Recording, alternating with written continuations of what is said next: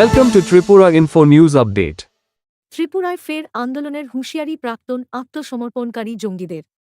শুক্রবার সচিবালয়ের সামনে দাঁড়িয়ে ২৮ আগস্ট থেকে সড়ক ও রেল অবরোধের ঘোষণা দেন তারা।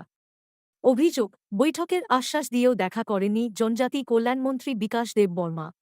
জিরানিয়ার ভৃগুদাস পাড়া ও সাধুপাড়ায় অবরোধের ডাক দিয়েছেন আন্দোলনকারীরা। আমরা এগ্রিমেন্ট করেছি। বর্তমান 2 বছর হতে আরও 12-13 দিন হয়ে গেছে। আজ পর্যন্ত আমাদের যে ট্রিপার্টিস এগ্রিমেন্টের কার্যকারী এখনও করা হয় না।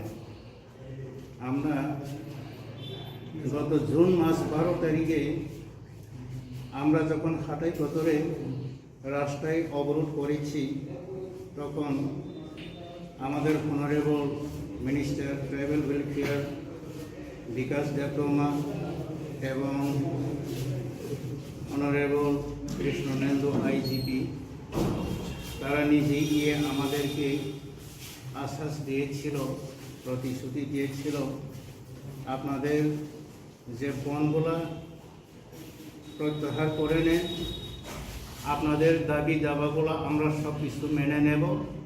মেনে নিয়েছি, 1 সপ্তাহের মধ্যে আপনাদের ডিমান্ড সব কিছু ফুলফিল হবে, করে দেবেন।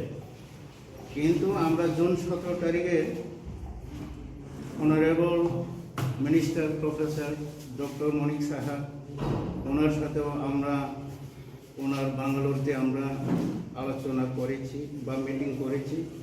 তখন সব কিছু অফিসারদেরকে আমাদের যতগুলা ক্যাডার অ্যাকসেপ্ট এবং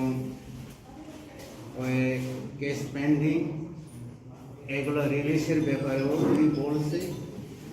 তারপর যে ডোনার গাইডলাইন এইটাও আমরা মেনে নেই নাই, কারণ আমাদের পূর্বে যারা এগ্রিমেন্ট করেছে তারা সবাই নিজের মোটামুটি কন্ডিশনেই তারা করে গেছে, আমরা এটি চাই। কিন্তু আজকে আমরা বাধ্য, আমাদের ডিমান্ডগুলো এখনো কিছু হয়নি, কিছু করেনি। সেই কারণে আমরা আগামী সেপ্টেম্বর 4 তারিখ থেকে 72 ঘন্টা আমরা হরতাল ডাক দিচ্ছি এবং 72 ঘন্টা আমরা হরতাল চলাকালেও আমাদের সাথে গভর্নমেন্ট বা ডিপার্টমেন্ট কেউ যদি গিয়ে সমালোচনা না করেই বা সমাধানের দিকে না যায়, এইটার পরিবর্তে আমরা আলাদা সিদ্ধান্ত নেব।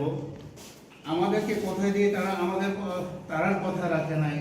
আমাদেরকে তো 2024 তারিখ সিপাহী জলায় আপনার ইএসআর হেডকোয়ার্টারে 7 ব্যাটালিয়নে যখন আমরা আর্মস সেরিমনি করেছিল, তখন আমাদের মাননীয় মুখ্যমন্ত্রী উনি নিজেই গিয়ে গ্রহণ করলো আমাদের কাছে।